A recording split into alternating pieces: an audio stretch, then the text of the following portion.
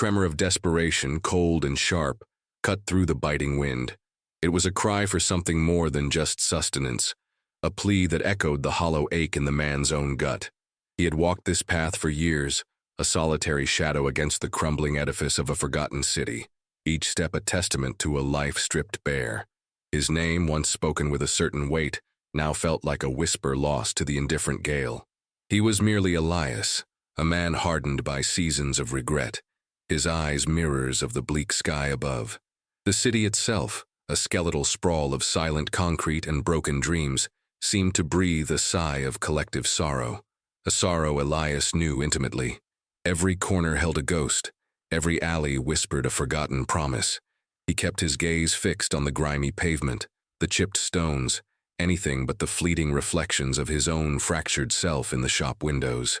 He moved with a deliberate slowness, a man trying to outrun time by trudging through it. The heavy coat he wore, once a shield against the elements, now felt more like a shroud, trapping the cold within rather than keeping it out. His hands, calloused and scarred, were jammed deep into pockets that offered no warmth, only the dull friction of old frayed cloth. He was a monument to attrition, a testament to what a life of choices, both made and unmade, could forge. Before we get into this tale, let us know in the comments where are you watching from, and subscribe if you want more content like this one. The air hung heavy with the scent of damp earth and distant decaying fires, a perpetual odor of urban decay that had become as familiar to Elias as the beat of his own weary heart. Every breath was a cold blade, every gust of wind a reminder of the futility of warmth. His thoughts were a tangled skein of past mistakes, each thread pulled taut, threatening to snap. He saw the skeletal trees clawing at the bruised sky, their branches like desperate fingers reaching for a light that would never come. He was a creature of habit, this solitary wanderer, his days marked by the endless hunt for discarded scraps, the constant hum of survival, a low, persistent thrum beneath the din of his own self-condemnation. The city offered no solace, only the harsh, unyielding truth of its indifference. And then, a shadow detached itself from the deeper shadows of an alcove, slight and uncertain, like a wisp of smoke caught in a sudden draft. A small, raspy voice, fragile as dry leaves, cut through the quiet despair. "Sir, do you have anything to spare?" Elias stopped, not because the voice commanded it, but because a forgotten muscle in his chest tightened, an involuntary clenching he hadn't felt in years. He didn't turn immediately. His shoulders remained hunched, his head bowed, as if the weight of the sky pressed down solely on him. The chill seemed to deepen, not from the external air, but from within, a sudden icy current that coursed through his veins. He heard the rustle of threadbare fabric, the faint shifting of bare feet on grimy concrete. The silence that followed the boy's question was more deafening than any shout, filled with unspoken pleas and a raw, vulnerable hope that Elias found almost unbearable. He was a creature accustomed to the silence of his own making, the comfortable solitude of a heart turned to stone. This interruption was an intrusion, a pebble thrown into the stagnant pond of his existence, sending ripples through the murk. He could feel the boy's gaze, a thin, desperate thread pinning him. It was a gaze that expected nothing, yet hoped for everything, a paradox that gnawed at the carefully constructed walls around Elias's soul. He imagined the boy's face, gaunt, probably, eyes too wide, mirroring the desolate landscape that had birthed them both. A part of him wanted to walk away, to dissolve into the deepening twilight and forget this moment ever happened. He had mastered the art of vanishing, of becoming indistinguishable from the shadows that clung to the city's bones. This was not his burden. He carried enough of his own. The world was a cruel, hungry beast, and he was merely one of its many scars. Compassion was a luxury he could not afford, a weakness that had, in another life, cost him dearly. The air vibrated with a silent challenge, a demand for a humanity he believed he no longer possessed. He stood there, a statue carved from weary flesh and old regrets, battling an unseen force within himself. The wind whistled a mournful tune, and Elias felt its icy breath on his neck, a phantom touch of a forgotten hand. He finally turned. The boy was barely a flicker against the encroaching gloom, a wisp of a thing, perhaps 16, no more. His clothes were rags, patched and repatched, barely clinging to his skeletal frame. His hair was a tangled mess, the color of dried mud, and his face, smudged with grime, held eyes that were too large, too old for his young features. They were eyes that had witnessed too much, endured too much, eyes that held the silent weight of 1,000 untold stories. He held himself with a fragile dignity, despite the trembling in his limbs, a dignity that pricked at Elias's conscience like a thorn. This was not the typical street urchin, loud and demanding, but a ghost fading at the edges. Food, the boy repeated, his voice barely audible, a fragile whisper that carried the raw edge of starvation. Anything.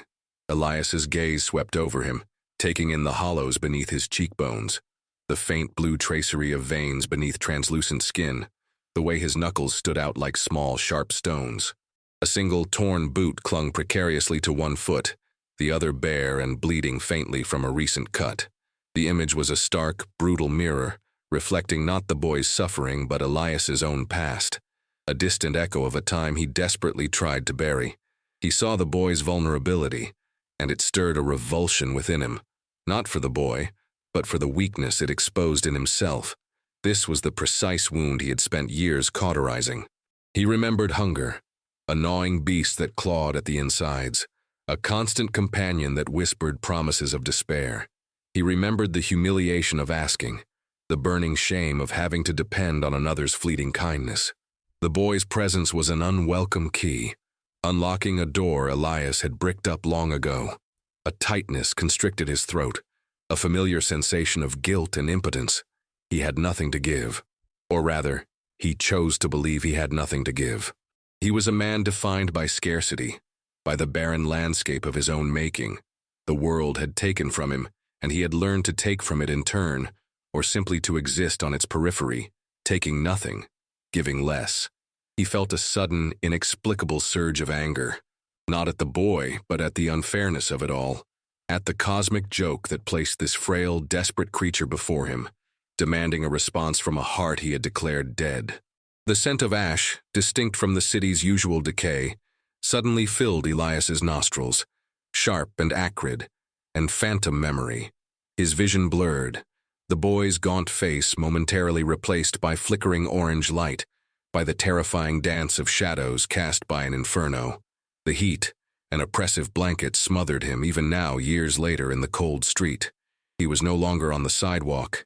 He was standing before a house, a home, engulfed in a ravenous embrace of flame. The screams. Oh, the screams.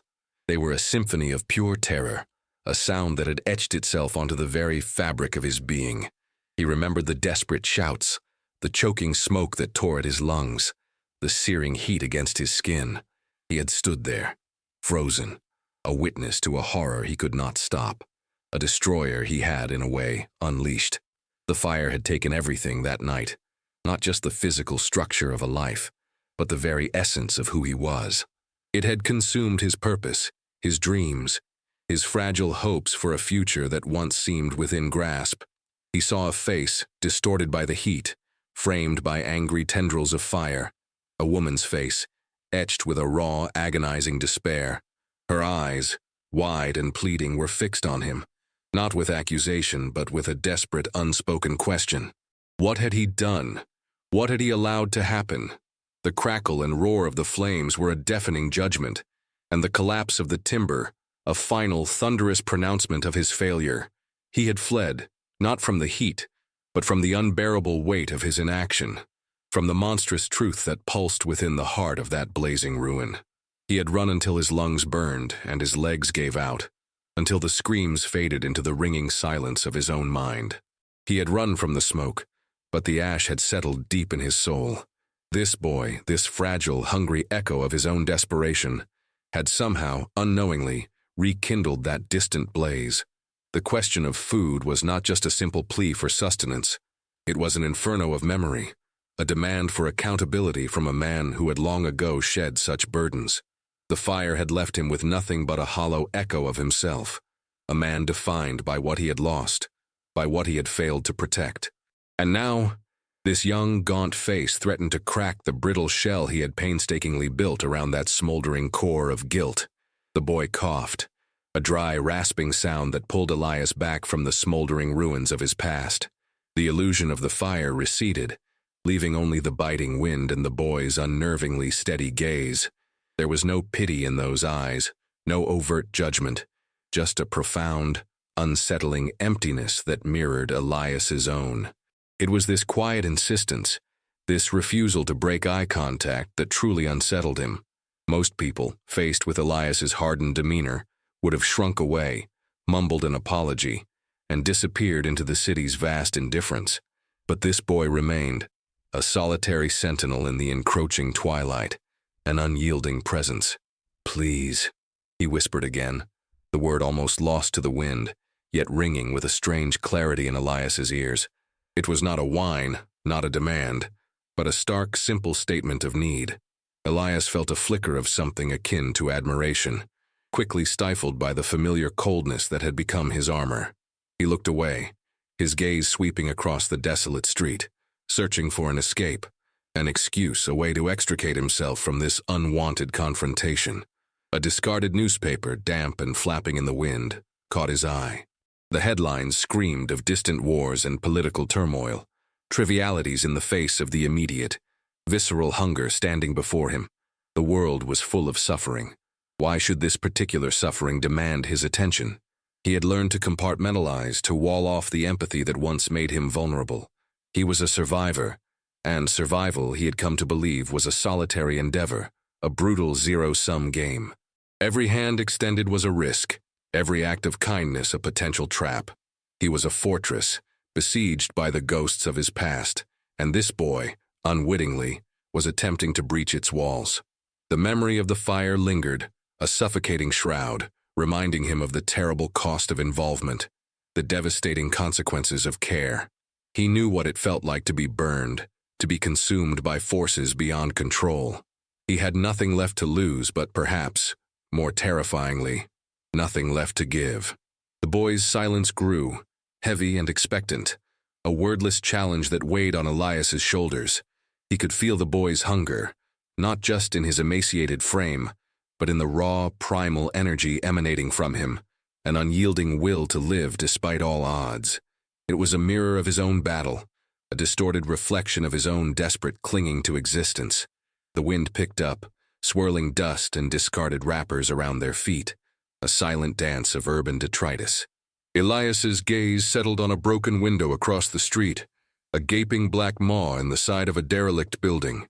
It was an apt metaphor for his own fractured existence, a hollow shell where something once resided.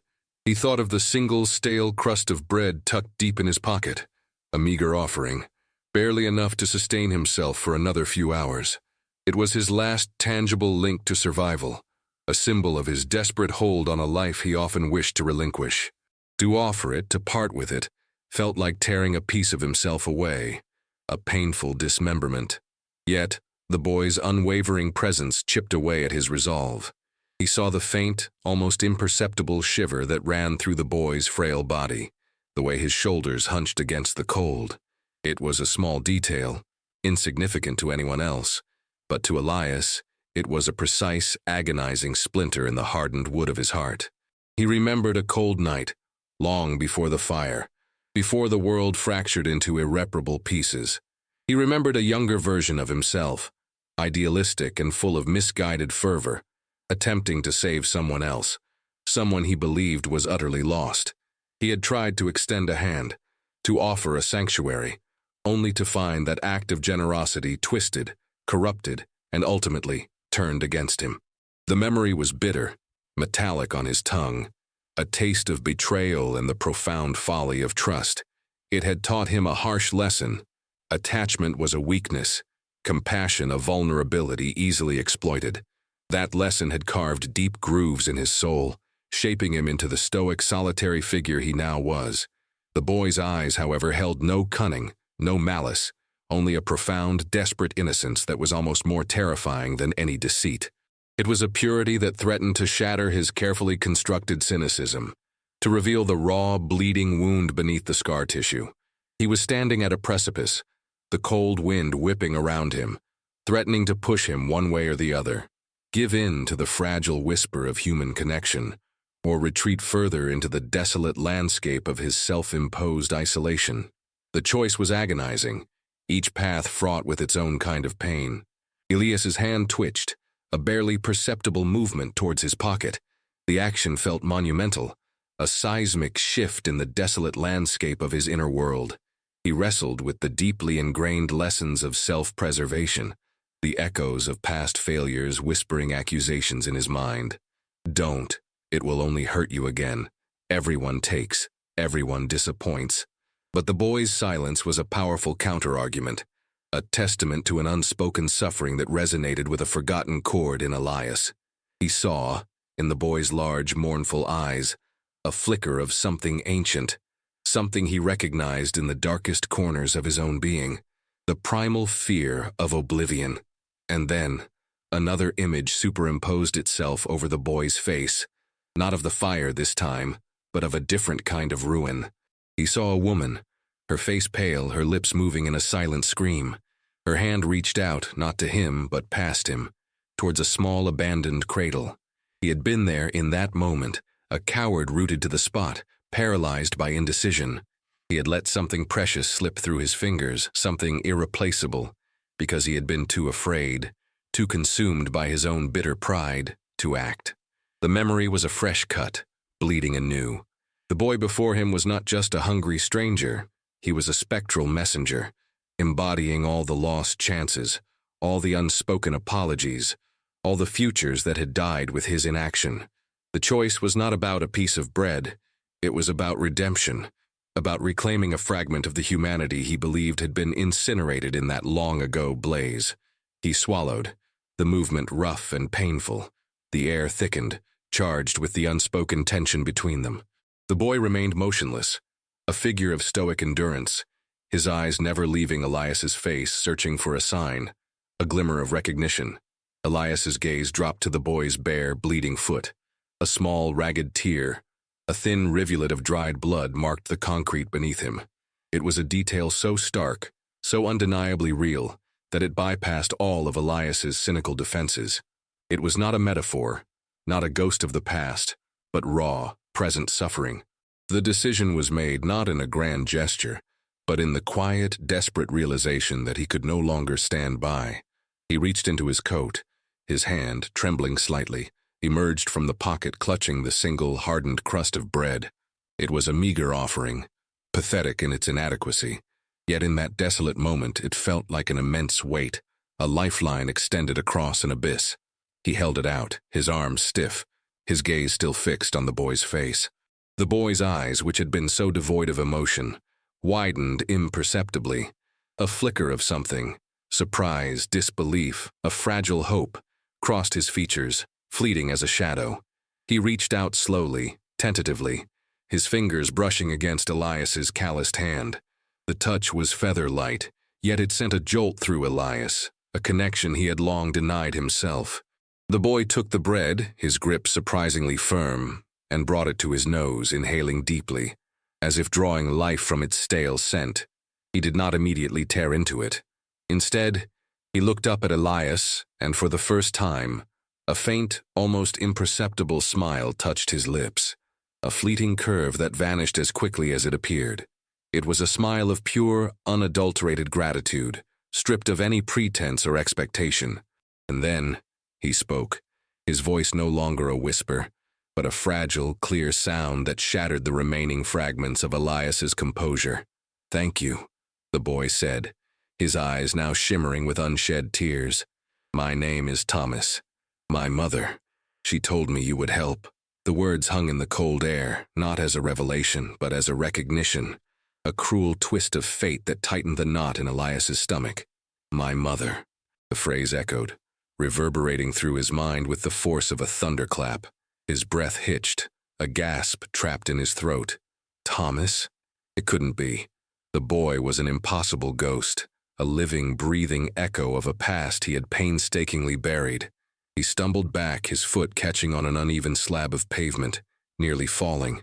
The bread, held so tightly by Thomas, was now a symbol, a terrible, undeniable link. The woman in his memories, the one he had failed, the one whose screams still haunted him.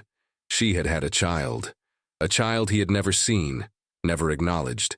A child he had abandoned, just as he had abandoned her. This boy, this fragile, starving boy, was her son. The world tilted, the desolate street blurring into a kaleidoscope of guilt and profound despair. The cold wind howled, mimicking the internal storm that raged within Elias. The bread, now clutched tightly in Thomas's hand, was not just sustenance. It was an accusation. Elias stared at Thomas, his own face contorted into a mask of shock and overwhelming anguish. The boy, oblivious to the seismic shift he had just triggered, simply held the bread, his innocent gaze unwavering. "My mother, she always spoke of you," Thomas continued, his voice softer now, tinged with a child's naive trust. "She said you were a good man, despite everything." The words were a fresh stab, each one twisting the knife deeper into Elias's already bleeding soul. A good man? The irony was a bitter, suffocating cloud. He was anything but. He was the architect of his own destruction, a man who had chosen flight over fight, self-preservation over protection. The fire, the screams, the abandoned cradle, it all crashed down upon him, a tidal wave of unaddressed grief and guilt. His vision blurred again, this time not with the phantom flames, but with the hot sting of unshed tears. His body sagged, the weight of years of repressed emotion pressing down on him. He saw her face again, clearer than ever, not in a memory, but in the haunted, resolute eyes of her son. He had left her, left them, believing he was protecting himself, but in truth, he had damned them all. He opened his mouth, but no words came out, only a choked guttural sound, a strangled cry of recognition and profound regret. He sank to his knees on the cold, unforgiving pavement, heedless of the sharp stones digging into his skin. His head bowed, the fight draining from him, leaving only the raw, exposed nerves of a broken man. He was no longer Elias, the hardened survivor. He was merely a vessel for an unbearable truth. "The fire," he rasped, the word barely audible, a confession wrenched from the deepest part of his being. It was my fault. He lifted his gaze, meeting Thomas's eyes, expecting fear, hatred, disgust. But the boy simply stared, his head tilted, a glimmer of confusion in his eyes, not understanding the true depth of the revelation. I left her," Elias choked out, the words tearing at his throat, each syllable an act of brutal self-flagellation. "I left you. I was supposed to protect her. I was supposed to protect you." The confession hung in the air, heavy and palpable, the cold truth of a coward's abandonment finally given voice. The true fire, he realized, had not been the flames that consumed her home, but the inferno of guilt that had burned within him for all these years. This boy, his son, was the unexpected phoenix, risen from the ashes of his greatest failure. Thomas stood motionless for a long moment, the silence stretching between them, thick with the weight of Elias's crumbling world. He clutched the bread, his youthful face a canvas of dawning comprehension. The realization, when it came, was not a sudden explosion but a slow, agonizing dawn, staining his features with a mix of shock and a profound, heartbreaking sorrow. He didn't scream, didn't rage. Instead, his eyes, so like his mother's, filled with tears, not for himself, but for the broken man kneeling before him. She never blamed you," Thomas whispered, his voice trembling, a fragile bridge across the chasm of Elias's guilt. "She said, you loved us. She said you would come back." The words, imbued with a child's unwavering faith, pierced Elias's heart with an agonizing tenderness. The irony was devastating. She had believed in him, even as he had abandoned her. The lie he had told himself, that he was protecting them by leaving, crumbled into dust. He had merely protected his own fear, his own inability to face consequences. A single tear, hot and defiant, carved a path through the grime on Elias's cheek, the first in years. It was a tear of sorrow, yes, but also of a strange, painful relief. The burden, carried in silence for so long, had finally been laid bare. The truth, harsh as it was, held an undeniable freedom. He looked up at Thomas, truly seeing him for the first time, not as a ghost of his past, but as a living, breathing testament to a life he had almost extinguished, a future he had nearly forfeited. The boy was gaunt, scarred, but alive, resilient, a fragile vessel carrying the embers of a love Elias had long thought extinguished. The city's cold embrace still held them, but now, a faint, almost imperceptible warmth began to spread from the center of Elias's chest. It was the warmth of raw, unvarnished hope, a recognition that even in the bleakest of landscapes, a new seed could perhaps take root. The path ahead was uncertain, fraught with unspoken pain and the immense task of reconciliation, but for the first time in years, Elias felt a flicker of purpose beyond mere survival. The silence that had once defined him now felt like an invitation, a space waiting to be filled. He slowly rose to his feet, his limbs stiff, but his eyes fixed on Thomas. The journey back from the brink would be long, fraught with stumbling steps, but the first one had been taken. The orphaned boy had asked for food, and in turning around, Elias had found a piece of himself, long thought lost to the ashes. The biting wind still howled, but its mournful tune now carried a faint, almost inaudible melody of a different kind of beginning. The city, still bruised and broken, seemed to breathe a sigh of cautious optimism.